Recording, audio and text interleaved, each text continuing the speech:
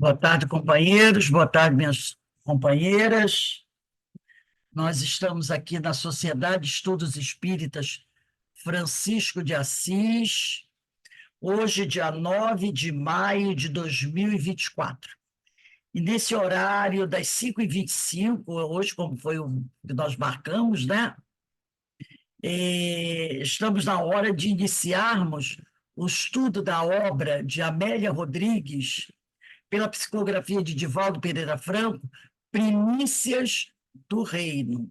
Nós estamos estudando o capítulo 3, o Excelso Canto. E, antes de iniciarmos, nós vamos fazer a nossa prece de abertura. Eu vou pedir a Denise para mostrar o livro dela, que o livro dela é mais novo, o meu é velhinho, e o meu não está aqui no momento. Então, vamos agora elevar o nosso pensamento ao alto, a Jesus, a espiritualidade amiga, agradecendo ao Senhor pela oportunidade de estarmos aqui reunidos, como uma grande família que somos, para estudarmos, para aprendermos, para buscarmos melhorar cada vez mais. Que a tua paz, Senhor, esteja sempre conosco, hoje, agora e sempre, na graça de Deus. Denise, por favor, mostra aí o seu livro, que o seu é mais bonito que o meu. O livro é esse, Primícias do Reino, né? Esse livro maravilhoso que todos nós estamos assim apaixonados, né, pelo estudo dessa obra. Então, eu vou passar a palavra agora para a Denise, e ela é que vai coordenar esse estudo. A palavra está com você. Obrigada, Rose. Boa tarde.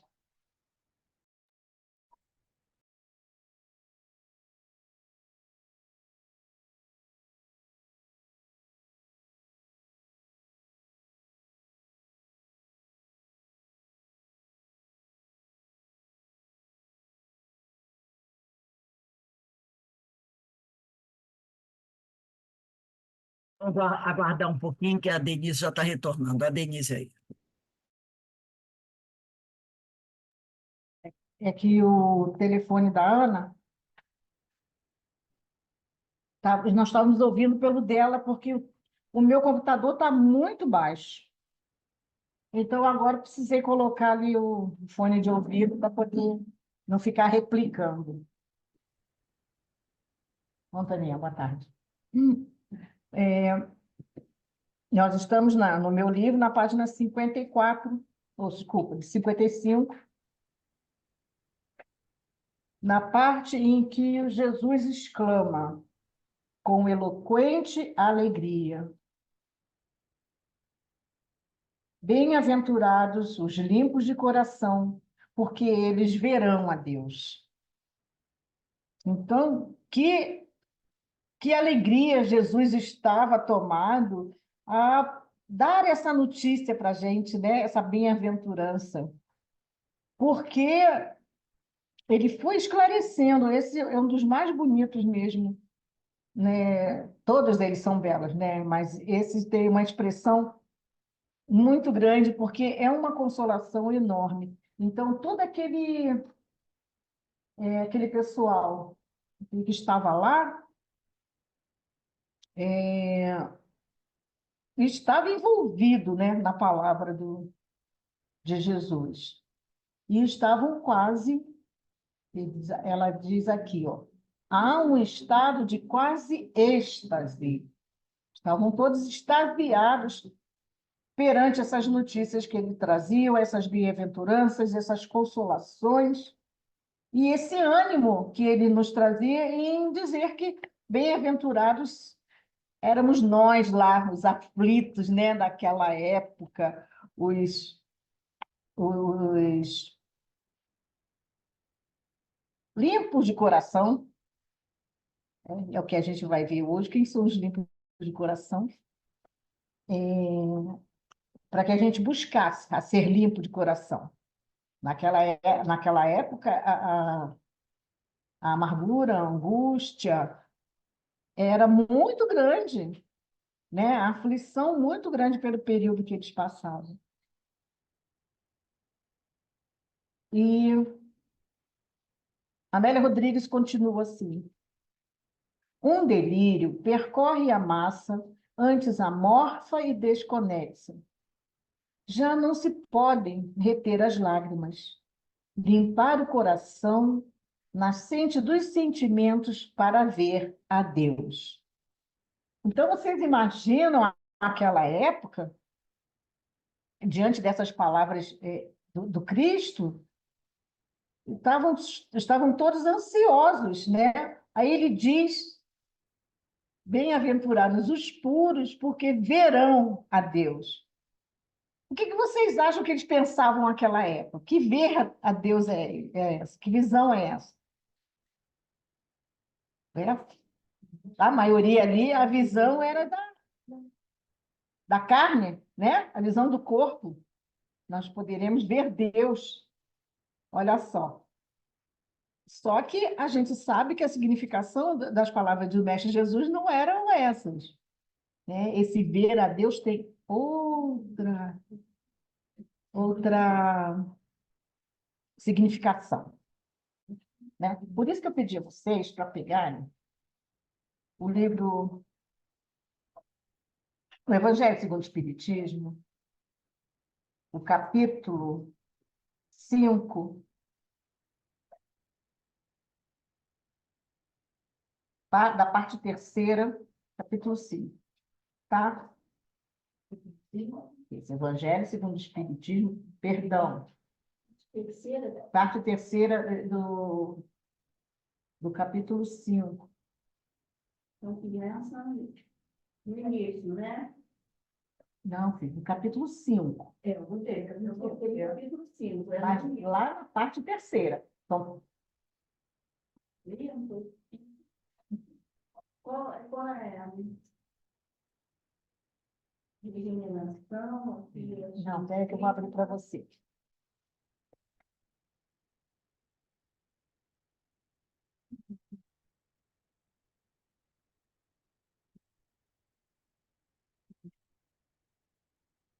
Peraí, se eu não estou fazendo confusão. Melancolia, né? Não, querida, só um instantinho.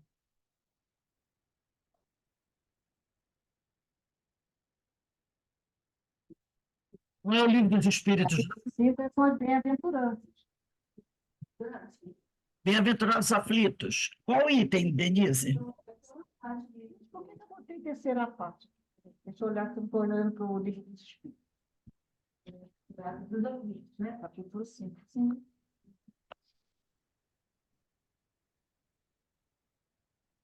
Bem-aventurados os aflitos.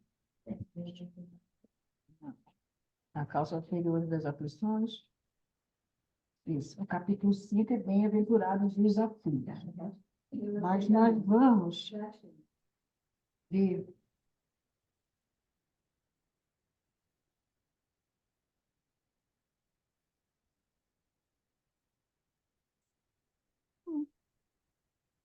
Item 3, a justiça das aflições. Tá? É porque a gente vai num crescente aí. Tá? Item 3, perdão, eu falei parte terceira. É item 3, capítulo 5, item 3. Justiça das aflições. É bem no início do capítulo 5. Item 3. Item 3, eu sou Sim, justiça das aflições. Somente na vida futura podem efetivar-se as compensações que Jesus promete aos aflitos da terra. A gente estava falando que o povo estava extasiado ao ouvir as palavras do Mestre Jesus. Sem a certeza do futuro, estas máximas seriam um contrassenso, mas ainda seriam um engodo. Mesmo com essa certeza, dificilmente se compreende a conveniência de sofrer para ser feliz, né? Dizem, para se ter maior mérito. Mas então pergunta-se, por que sofrem uns mais do que outros? porque nascem uns na miséria, outros na opulência, sem coisa alguma haverem feito que justifique essas posições. Então, todo mundo que estava lá, quando Jesus falou que eles verão a Deus, aqueles que são puros de coração, todos aqueles estavam aflitos, entraram em êxtase pensando em ver a Deus. Tá? Então, aflitos somos todos nós, né? E todos nós temos essas aflições, esses problemas, essas coisas que foram causadas por nós mesmos, né? Diante do nosso livre-arbítrio. Tá? Continuemos no Evangelho no capítulo 9. Perdão, capítulo 8. Capítulo 8. Vamos lá no capítulo 8.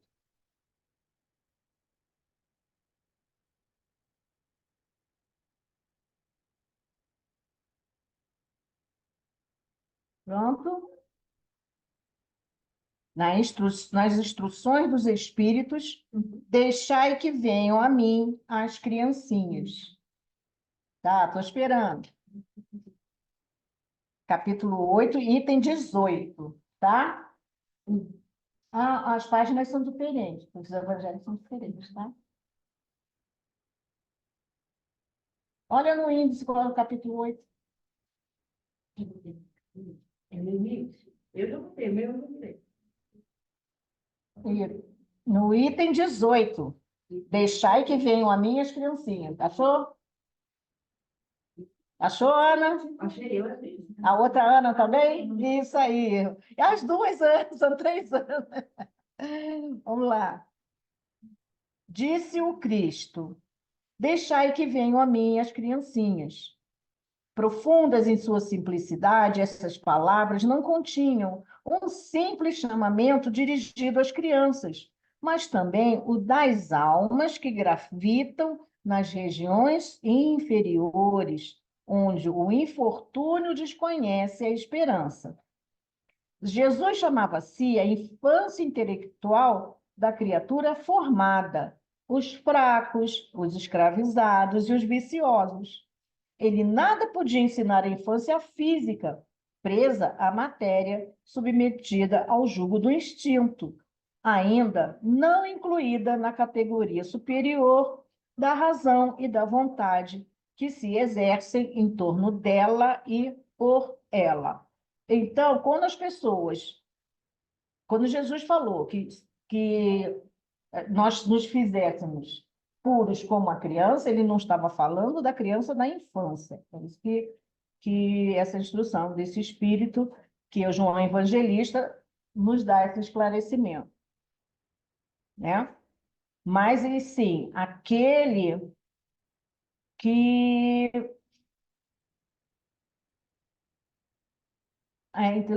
Jesus chamava a si a infância intelectual da criatura formada, dos homens e mulheres, né, da humanidade formada, porque eram os fracos, os escravizados e os viciosos. Porque a pureza da criança é algo natural, não é isso? Então, ele quer que nós cheguemos a ele puros. Mas pela palavra puros, pela pureza, entende-se várias purezas dentro do espiritismo. Certo? Que tipo de pureza? Não da pureza que é de ingenuidade, não é isso que ele está falando. É a pureza de espírito. E como é que a gente vai alcançar essa pureza? Vamos ver? Vamos continuar aqui, ver sobre as criancinhas. E depois a gente passa para o livro dos Espíritos, tá? Fiquem atentos, vamos lá. Quem disse é João Evangelista, queria que os homens a ele fossem com a confiança daqueles entezinhos de passos vacilantes, cujo chamamento conquistava para o coração das mulheres, que são todas mães. Submetia assim as almas à sua terna e misteriosa misteriosa autoridade. Então, são as palavras de Jesus. Então, João Evangelista está se referindo às palavras de Jesus nesse trecho, tá? Ele, Jesus, foi o facho que iluminava as trevas, a claridade matinal que toca a despertar. Foi iniciador do espiritismo que, a seu turno, atrairá para ele não as criancinhas, mas aí a gente estava explicando aí, mas os homens de boa vontade. Está empenhada a ação viril, já não se trata de crer instintivamente, nem de obedecer maquinalmente. É preciso que o homem siga a lei inteligente, que se lhe revela na sua universalidade. Meus bem-amados, são chegados os tempos em que, explicados, os erros se tornarão verdades. Ensinar-vos-emos o sentido exato das parábolas e vos mostraremos a forte correlação que existe entre o que foi e o que é. Digo-vos em verdade, a manifestação espírita avulta no horizonte, e aqui está o seu enviado, que vai resplandecer como o sol no cume dos montes. Né? João Evangelista, Paris, de 1863.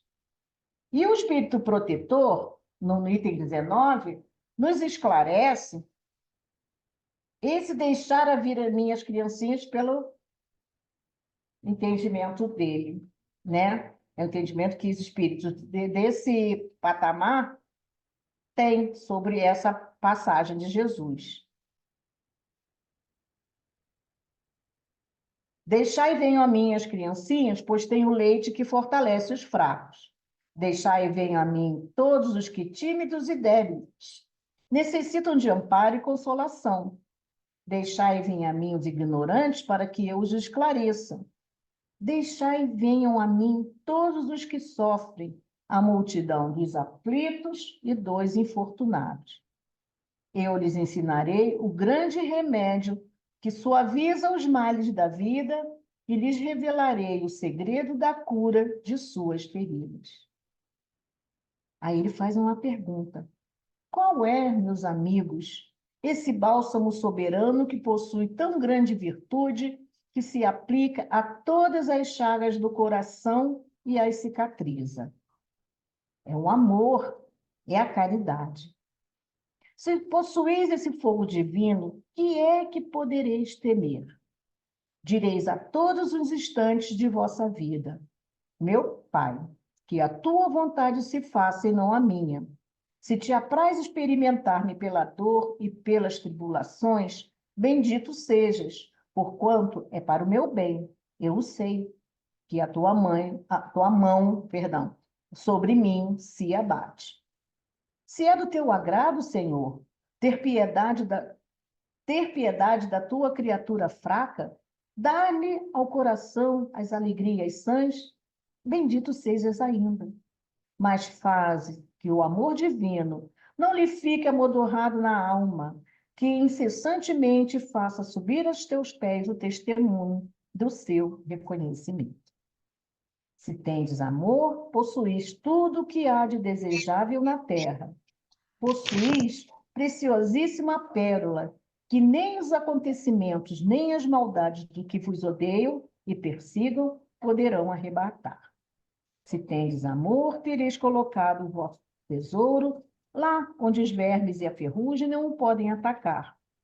E vereis apagar-se da vossa alma tudo que seja capaz de conspurcar a pureza.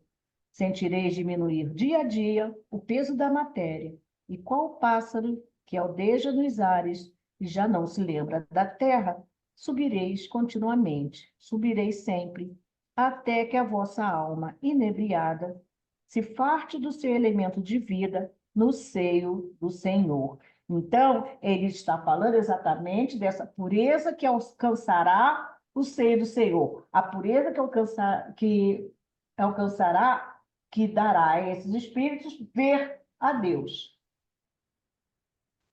Então, para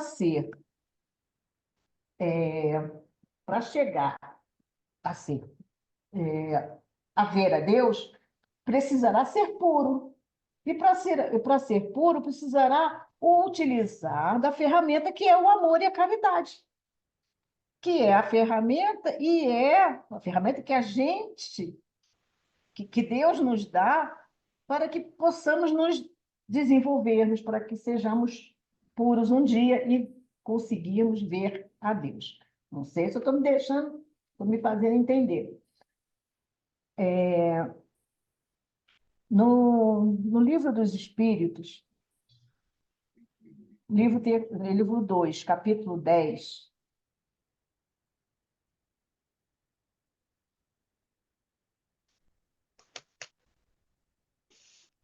perdão, peraí.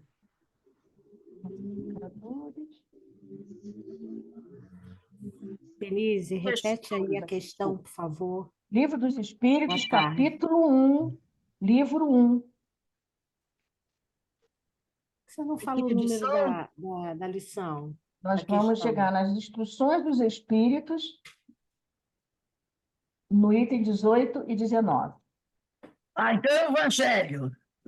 Peraí, gente, peraí. Eu coloquei junto, li errado. O 18 e 19 é do Evangelho que a gente acabou de ver, perdão. Isso. Tá? Instrução dos Espíritos, 18 e 19. Nos livros dos Espíritos, nós vamos para o capítulo 1, são atributos da divindade. Capítulo 1, livro 1, atributos da divindade. Na questão 10, 11 e 12, perdão, tá? É que eu coloquei juntinho, eu acabei lendo o de cima como de baixo. Deixa eu pegar aqui, capítulo 1, né? Isso. 10, né? Questão 10, 11 e 12.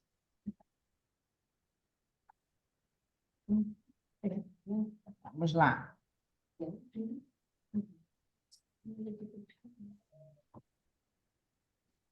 A prova da existência de Deus, atributos da divindade.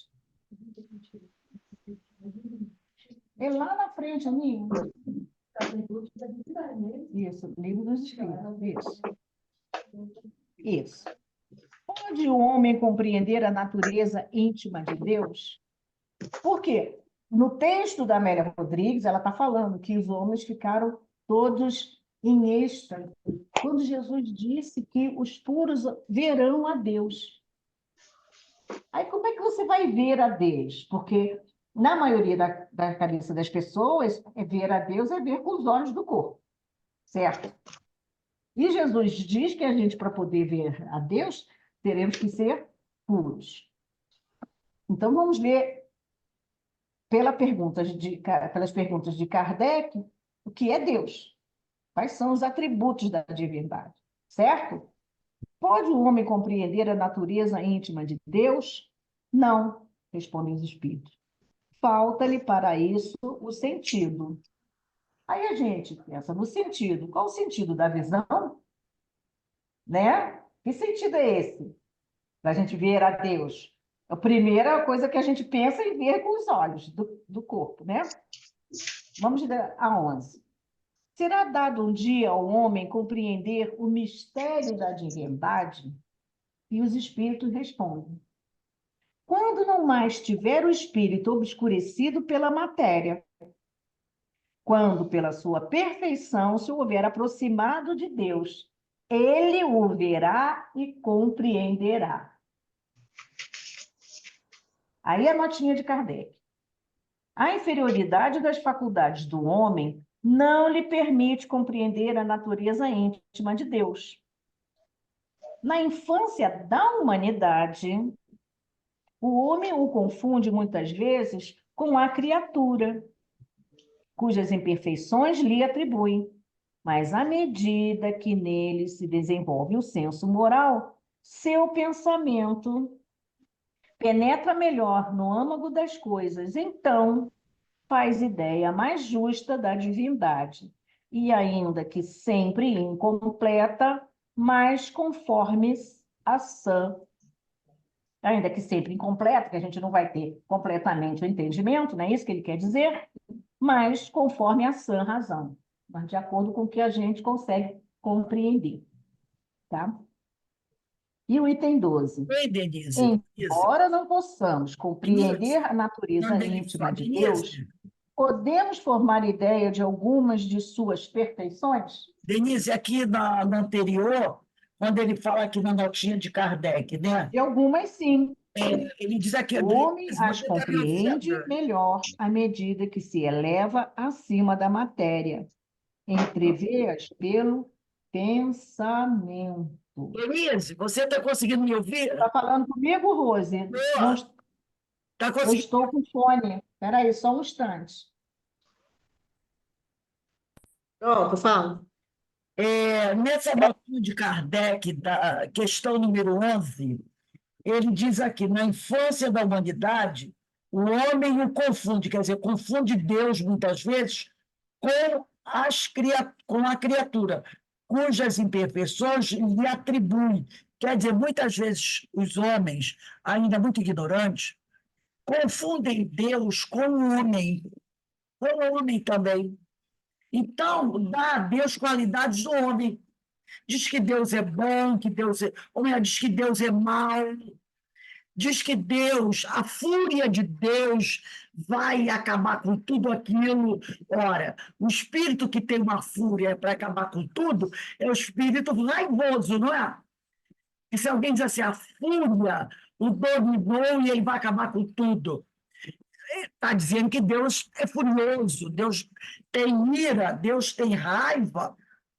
Isso são sentimentos humanos.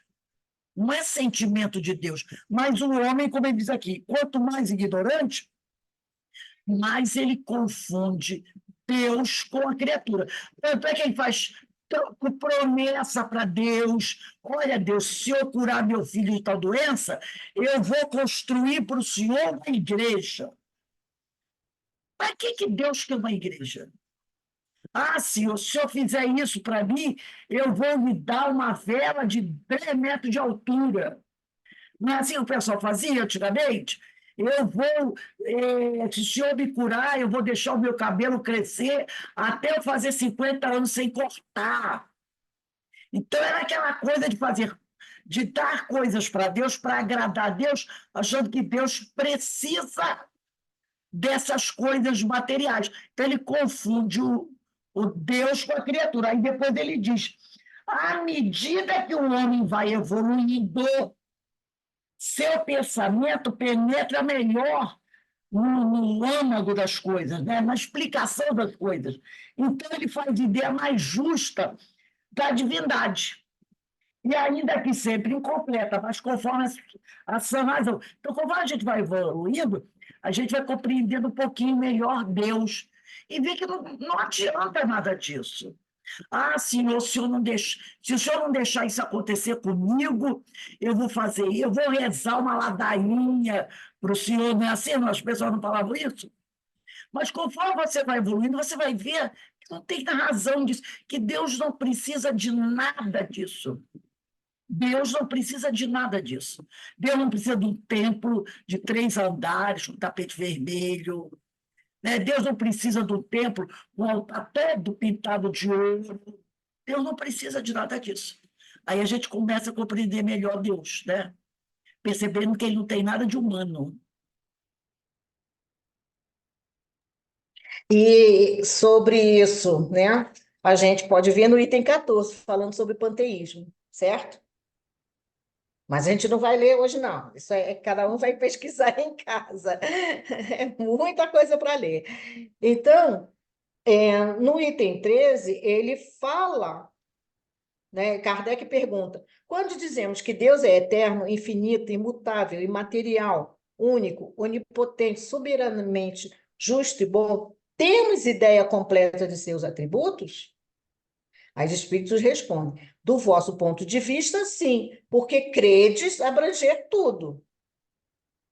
Sabei, porém, que há coisas que estão acima da inteligência do homem mais inteligente, as quais a vossa linguagem, restrita às vossas ideias e sensações, não tem meios de exprimir.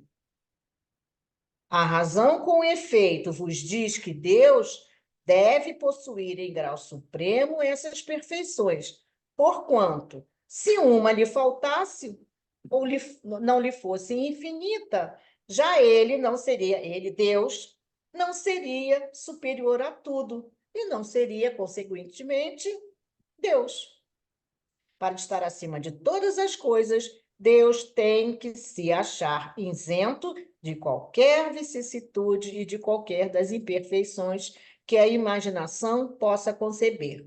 Então, hoje nós temos uma percepção melhor do que seja Deus, mas não é completa. Por quê? Porque ainda somos impuros, ainda somos incompletos, nós não estamos totalmente desenvolvidos. Nós não somos espíritos puros. E quando a gente diz assim, Deus esqueceu de mim, isso é prova da nossa inferioridade. Deus esqueceu de mim. Deus não esquece de nenhuma de suas criaturas, de suas, né, da sua criação. Ele não esquece, mas Ele está nós, dizendo, como nós falhamos muitas vezes, esquecemos de alguém, não é assim? Quando, por exemplo, a gente vai fazer nossas preces, a gente faz a prece pela nossa família, mas esquece da família do vizinho, não é? Então, nós esquecemos, sim. Ah, Senhor, proteja meu filho que está saindo de casa agora para trabalhar. Opa, mas o vizinho também tem um filho. Não é assim? Aquele que mora lá no final da rua, que eu não conheço, também tem um filho. Mas eu rezo o quê? Peço a Deus pelo meu filho que está saindo de casa para trabalhar. Então, eu esqueci de alguém. Mas Deus não esquece. Mas quando eu esqueço, eu acho que Deus esquece também. Aí eu digo, ah, Senhor, o Senhor esqueceu de mim, né? O Senhor esqueceu de mim. Por que eu falo isso? Porque eu esqueço das pessoas. E aí eu acho que Deus esquece também. Eu acho que Deus é igual a qualquer outra pessoa, só que Deus não esquece de ninguém. Mas eu ainda não tenho. Quando a coisa ficar ruim para o meu lado, eu acho que ficou ruim não porque eu cometi, por minha culpa, mas é porque por culpa de Deus.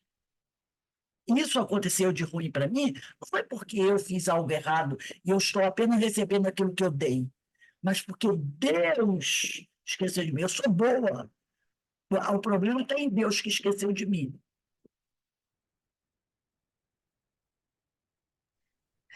é isso aí, né, Rússia? A gente está dizendo que Deus é senil, que esquece as coisas com facilidade, ou é cabeça voada como nós, né? Continuemos aí no Livro dos Espíritos, agora nós vamos no capítulo 10, tá? Livro 2, capítulo 10. Livros dos Espíritos, parte 2, capítulo 10. Qual item?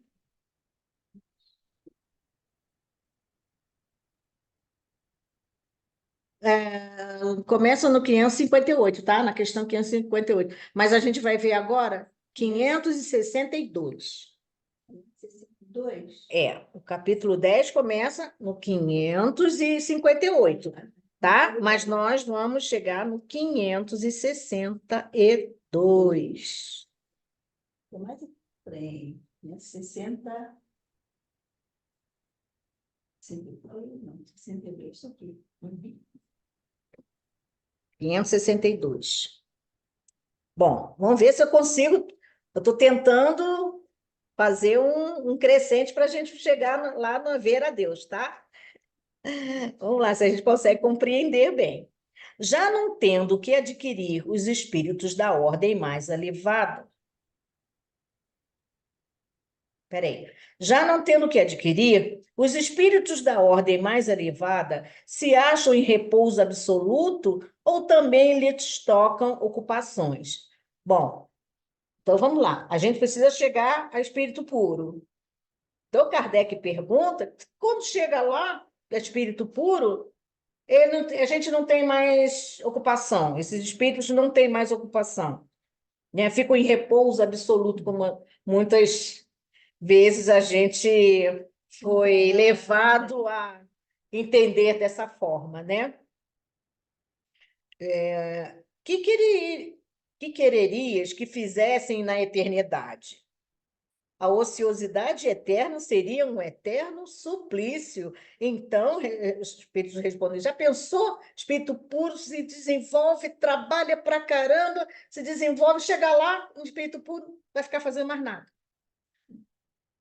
Né? Não, isso não tem, né, lógica. Então, por isso que o espiritismo é uma razão raciocinada. Você Quanto tem mais que puro, raciocinar. mais trabalho ele tem. Mais Exatamente. elevado, Olha quanto mais trabalho ele não tem trabalha. conosco.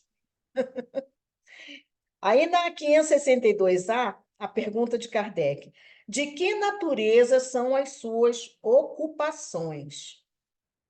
E os espíritos respondem: receber diretamente as ordens de Deus, transmiti-las ao universo inteiro e velar porque sejam cumpridas. Então, vai ficar desocupado? Não tem como, né? Olha só, quanta coisa que ele tem que fazer. Eles recebem diretamente as ordens de Deus, transmite ao universo inteiro e cuidam que seja cumprida as leis de Deus, as ordens de Deus. Então, não tem como ficar parado, né? Tocando harpa, não tem como.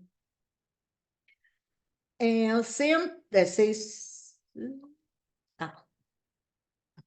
Depois nós vamos para 569. Vamos dar uns pulinhos aí. 569.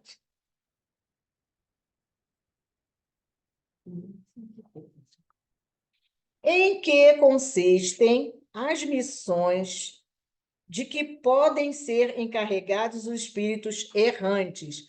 Aqui ele não está falando dos espíritos puros. Aqui está falando dos espíritos que necessitam ainda de reencarnar para poder se tornar espírito puro, tá? Estamos aguardando, são aqueles, né? São quando nós desencarnamos e ficamos aguardando a próxima reencarnação para continuarmos a evoluir.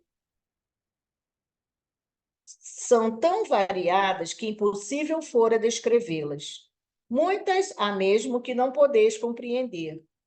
Os espíritos executam as vontades de Deus, e não vos é dado penetrar-lhe todos os desígnios.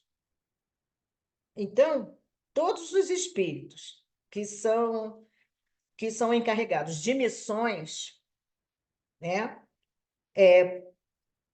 eles também não penetram todos os desígnios de Deus, tá? Se ele está errante, ainda está aguardando oportunidade de reencarnar, eles podem fazer missões, eles não são puros, são espíritos elevados, mas não ainda puros, tá? Então, é importante que a gente faça a diferença. Então, a notinha de Kardec diz assim, uma notinha bem grandinha. As missões dos espíritos têm sempre por objeto o bem, quer como os espíritos, quer como homens. Tá vendo? São errantes porque uma hora estão lá, outra hora estão cá.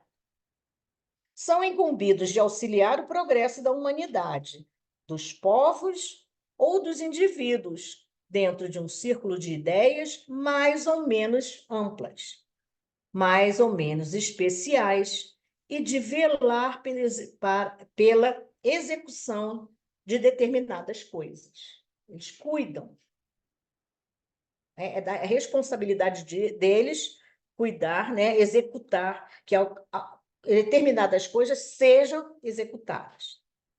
Alguns desempenham missões mais restritas e, de certo modo, pessoais ou inteiramente locais, como sejam assistir os enfermos, os agonizantes, os aflitos, velar por aqueles de quem se constituíram guias e protetores, dirigi-los, dando-lhes conselhos ou inspirando-lhes bons pensamentos.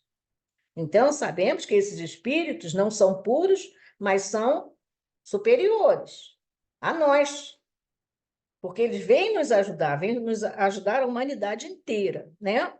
Até na inspiração de bons pensamentos. Então, são eles que nos tutelam, não é isso, Rose? São eles que estão ali do nosso lado e falam, não, ele vai conseguir, eu vou ajudar e está ali firme conosco. Pode dizer-se que há tantos gêneros de missões quantas as espécies de interesses a resguardar, assim no mundo físico como no moral. Então, que interesses esses que eles têm que resguardar? Não é só no mundo físico, a gente aqui no mundo físico, não. E no moral, principalmente, né? O espírito se adianta conforme a maneira por que desempenha a sua tarefa. Então, esse espírito é responsável e ele também se adianta, nos ajudando a nos adiantarmos, a evoluirmos. 570. Os espíritos percebem sempre os desígnios que lhes compete executar? Será que eles percebem? 570. Logo depois, gente, debaixo dessa que a gente acabou de ler. Eles percebem os desígnios? Não. Muitos há que são instrumentos cegos. Outros, porém, sabem muito bem com que fim atuam. Então, esses espíritos que vêm nos auxiliar, muitos só trabalham, né? São os instrumentos de Deus. Outros, que cada um é diferente do outro, né? Cada um está num grau, sabem muito bem por que eles estão vindo nos auxiliar, né? 571. Só os espíritos elevados desempenham missões? A importância das missões corresponde às capacidades e à elevação do espírito. Então, cada um tem uma missão, porque cada um está num determinado nível. Novamente, ele fala. Denise, é bom a gente lembrar isso, que todos nós temos missão, porque às vezes o pessoal acha que só o espírito elevado tem missão. Não, Não, todo não. mundo tem uma missão. E a missão é de acordo com o nosso grau evolutivo. Então, aquele espírito mais simples ainda em conhecimento, né, ele também tem uma missão. E a nossa missão, vamos dizer assim, de uma forma geral, é fazer aquilo que Jesus falou: ama a Deus sobre as coisas e ao próximo como a ti mesmo. Porque se você ama o próximo, você vai sempre buscar auxiliar esse próximo de alguma maneira. Ou com esclarecimento, ou dando conhecimento, ou amparando. Isso é a tua missão. É a nossa missão. Agora, conforme o nosso grau evolutivo, as missões vão ficando mais complexas. Isso. Então, é interessante que ele fala aqui, ó, o estafeta que leva um telegrama ao seu destinatário também desempenha uma missão, se bem que diversa da de um general. Então, de acordo com a evolução do espírito, cada um tem uma missão. Aí pensamos, nós somos muito pequenos, a gente não consegue. Não, nós também não somos espíritos, também não estamos em graus evolutivos diferentes. Então, a nossa missão, e economia de energia, só um instantinho. A nossa missão é aquela que a gente destina aqui. Se estamos encarnados, é o que nós viemos fazer como encarnados. Se estamos desencarnados, são aquelas que nós faremos como desencarnados. Deixa eu ligar aqui a bateria. Bom, Também acaba com aquela história do eu sou tão pequenininho que não posso fazer nada. Não, todo, porque tem gente que é assim, né? sim. Não, eu ainda sou muito inferior, eu não posso fazer nada. Não, isso é coisa de preguiçoso. Todo mundo tem uma missão. Porque não tem gente que é assim? Não, quando diz assim, fulano, não, eu ainda sou muito inferior, não posso fazer. Mentira, isso é conversa de preguiçoso. Todos nós temos uma missão. Desde a pessoa mais simples, aquela mais evoluída, desde aquele espírito que está começando a compreender as coisas, ao mais evoluído. Quando a Denise falou agora do estafeta é aquele que levava correspondência, né? É como se fosse um carteiro. Olha que missão do carteiro. Quando ele leva uma mensagem, essa mensagem pode ser importantíssima. Aquela correspondência pode salvar uma vida. Olha que missão. Se ele não cumprir com aquela missão, pode dar problema sério, né? Então, todas as missões são importantes, todas são importantes. Desde a mais simples à mais complexa. Na casa espírita, por exemplo, o pessoal fala assim: aquela pessoa que antigamente, hoje não tem mais isso, mas antigamente tinha uma pessoa que ficava na porta, dando boa noite, entregando papelzinho, não é? Era uma missão importantíssima, porque aquela pessoa que ficava na porta da casa espírita, entregando papelzinho, era o que primeiro recebia o embate. Porque às vezes chegava a casa alguém, um espírito, uma pessoa muito atormentada, muito desequilibrada. Quem era a primeira pessoa que ela encontrava? A pessoa que estava na porta e tinha um papelzinho. Era aquela pessoa que vai dizer assim: boa noite, meu irmão, seja bem-vindo à nossa casa. Aí aquele outro chega com aquela carga violenta, quando escuta aquele boa noite, meu irmão, seja bem-vindo à nossa casa, ele já se desarma. Ele se desarma já com aquele boa noite. Olha a importância daquela pessoa. Era ele que tomava o primeiro embate. Ô, Rosi, Fala, né? eu me lembrei quando eu cheguei na casa espírita. Eu entrei lá e fiquei lá atrás, né? A casa era uma casa pequena. Eu fiquei lá atrás. Aí a pessoa que estava dirigindo, seja bem-vindo, eu quase que morri, eu queria me esconder. Eu queria descer na cadeira para ninguém olhar para mim, porque eu não entendia o que era o espiritismo, entendeu? Para mim entrar ali, eu entrei assim rápido para ninguém me ver, Mas ele eu não entendia nada. Aí, quando ele falou aquilo, eu falei, meu Deus! Aí você está falando isso? Eu ri pra caramba que eu me lembrei de mim. olha que coisa importante. Fez você perceber que você era importante. Sim, Entendeu? depois eu não sei, eu fiquei 15 anos nessa casa. Então a gente veja a importância de algo que a gente diz assim: ah, isso aí não é nada, só entrega o papelzinho da boa noite. É importantíssimo. Como é importante o papel do palestrante, do médico que vai dar o passe, daquele que dirige a casa. Então, todas as missões são importantes, todas. Agora nós vamos a 572. A missão de um espírito lhe é imposta ou depende da sua vontade? Aí os espíritos respondem, ele a pede e ditoso se considera e a obtém. Então, não, eu não pedi isso não, muitos dizem, né? Não, eu não pedi para fazer isso não, tá errado, isso não é missão, não é para mim não. Mas você pediu, você não lembra, mas você pediu. Boa noite, Fátima. Os amigos espirituais dizem assim: não só pediu, como implorou. Implorou por aquela missão, implorou de joelhos. Isso. Agora nós vamos voltar ao livro de Amélia Rodrigues, já que a gente já se esclareceu a respeito da pureza.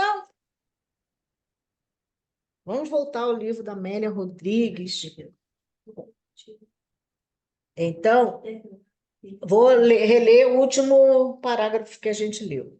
Limpar o coração, nascente dos sentimentos. Então, coração É a do coração é a nascente dos sentimentos, para ver a Deus.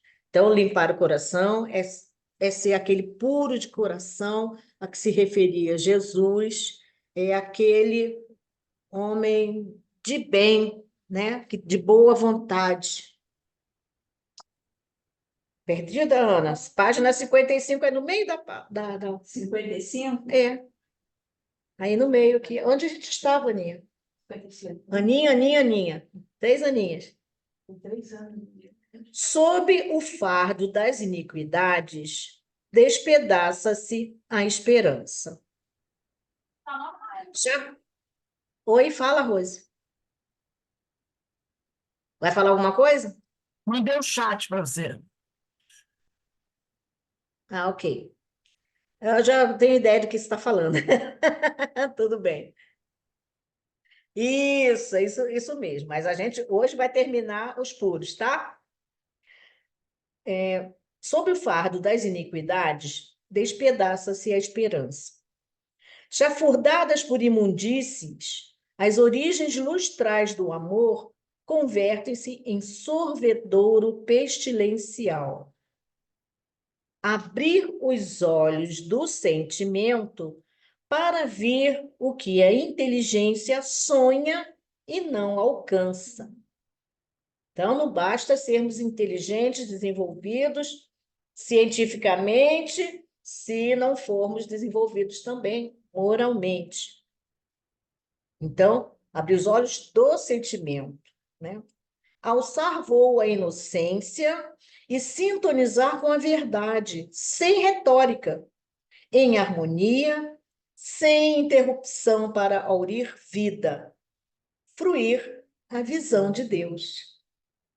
Então, com essa transcendência, né, que fala, esse alçar voo à inocência, exatamente se tornar puros, fazendo com que o amor sirva ao seu irmão, né? Transcendência inatingível, humanizá-lo, tá? Para o órgão da vida registrar, humanizar o amor, né? Alçar esse voo, subir, melhorar, se desenvolver, não é isso? Para o órgão da vida, da vista, para o órgão da vista registrar. Vamos lá.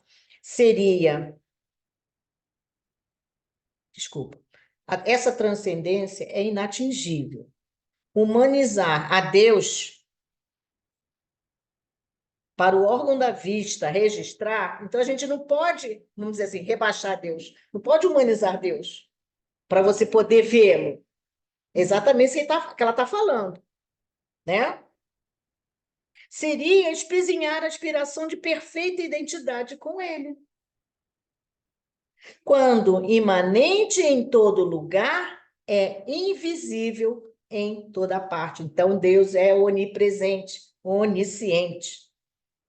Causa incausada, quer dizer, ele é causa de tudo, né? É o criador de tudo, mas ninguém o criou. Deus é Deus, né? E sempre foi. Não se pode condensar no raio luminoso que produz a imagem ilusória que os átomos apresentam. Por que está falando imagem ilusória? Porque a matéria são vistas pelos nossos olhos. E essa imagem é a imagem que nós vemos com os corpos carnais. E muitas das coisas que são invisíveis a gente não consegue ver com esse corpo, né? Para isso a gente precisa nos elevar, né? Elevar nossos pensamentos, principalmente os nossos sentimentos, para que possamos amar verdadeiramente e fazer a vontade do Senhor. Desejando o finito, reter o infinito. Então, como é que a gente quer ver Deus como se tivesse materializado, ele que é infinito, a gente quer desejar torná-lo finito, circunscrito, né? Tem esse finito pervertido, imaculado o coração. É isso que a gente deseja, ver esse Deus como se fosse nós. Por isso que a gente humaniza Deus. E isso é algo que ela fala aqui. Seria espezinhar a aspiração de perfeita identidade com ele. Mas amar a relva, o homem, o céu, o animal, o inseto, a vida em todas as manifestações integrar-se na essência da substância divina, coração aberto ao amor, com pureza em tudo, vendo a Deus. Então, a gente só vai conseguir ver a Deus quando a gente tiver a pureza em todo o nosso ser, em todo o nosso espírito, quando estivermos limpos de de todas as imperfeições que nos são imanentes agora como espíritos materializados, né? Utilizando a matéria. E conforme a gente for se depurando, se purificando, evoluindo, a chegar a espírito puro, né? Assim como o nosso Mestre Jesus, né? Que faz a vontade de Deus, também nós seremos um dia. E isso é muito... Isso, Aninha. E nos dá uma consolação muito grande, porque temos a certeza que nós chegaremos lá, né? E isso nos... E todas as dores que a gente passa agora, a gente sabe que é para a nossa melhoria, é educativa, e a gente vai chegar lá. A gente vai ver a Deus um dia, né? Não com os olhos da carne, mas com os olhos do coração, do sentimento. É isso? E com a consciência pura de que a gente fez tudo o que a gente tinha que fazer e conseguimos chegar lá, alcançar o que ele determinou para nós, né? O projeto que ele fez para a gente. Não é isso? Então, nós vamos encerrar aqui, deixando para esse parágrafo. Logo prossegue o mestre para a próxima aula, no dia 16. Próxima aula não, próximo estudo. Não sou professora, eu estudo junto com vocês. 16, sou professora aposentada, de criancinha do corpo. De criancinha do corpo, tá? Vamos lá, 16/5. Então, vamos encerrar. Pedir a Aninha, faz a nossa prece. Ih, falando. Ah lá vou eu, Aninha. Ana Brito. Tá sem microfone? Tem Porque eu tanta esqueci que Anas tem aí 3 que eu Anas fiquei aqui. pensando quem é, né? Ai, Denise, você é sempre professora, meu amor. Obrigada, meu amor. Fiquei pensando, é professor. Isso aí, a gente está sempre ensinando e aprendendo. Isso aí. Vamos, então, agradecer a Deus a oportunidade de estarmos juntos e agradecer, Senhor, pedindo as bênçãos de luz, de amor, de paz para todos aqueles que estão necessitando nesse momento. Obrigado, Senhor.